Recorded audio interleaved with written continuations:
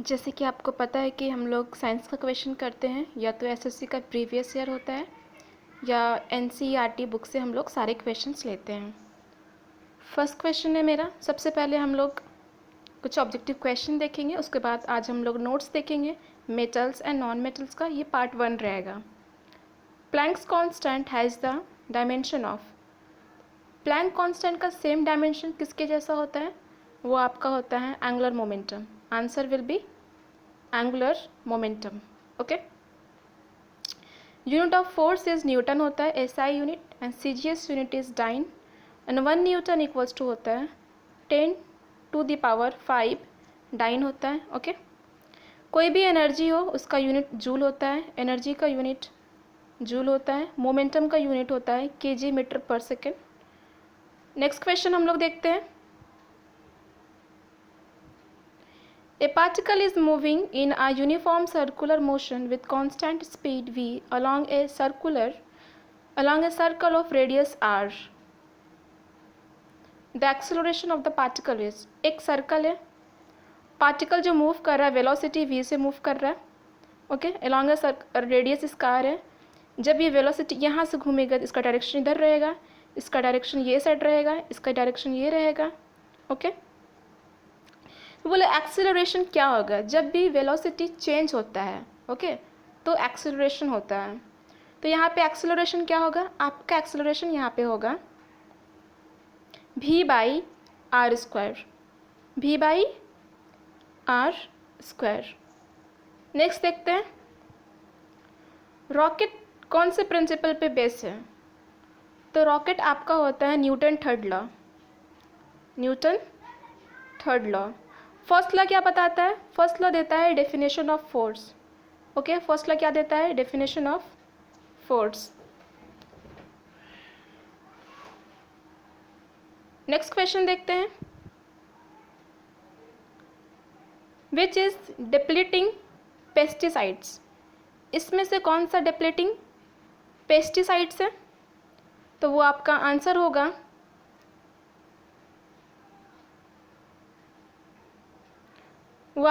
होगा methyl bromide. Okay. DDT का full form क्या होता है? या आप मुझे बताइएगा कमेंट करके। बेंजीन का फॉर्मूला क्या होता है वो आपको मुझे बताना है।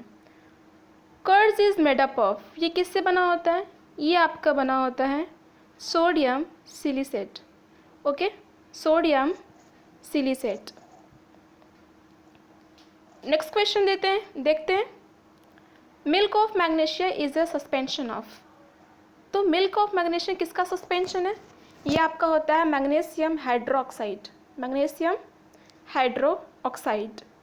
न्यूक्लियस के पास क्या क्या होता है? न्यूक्लियस के पास बहुत प्रोटॉन एंड न्यूट्रॉन होता है। किसने बताया है कि न्यूक्लियस अवेलेबल है?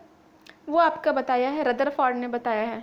ओके। और न्यूक्लियस में क्या होता है? प्रोटॉन प्लस न्यूट्रॉन होता है। उसके और भी जितनी ऑर्बिट है उसमें इलेक्ट्रॉन रिवॉल्व करता है। पहले वाले शेल में 2 इलेक्ट्रॉन होता है, उसके बाद 8, देन अगेन 8 होता है। ओके। नेक्स्ट देखते हैं। Which vitamin is known as B1? Vitamin B1 का अनदर नेम क्या है? वो आपका करेक्ट आंसर होगा थायामाइन।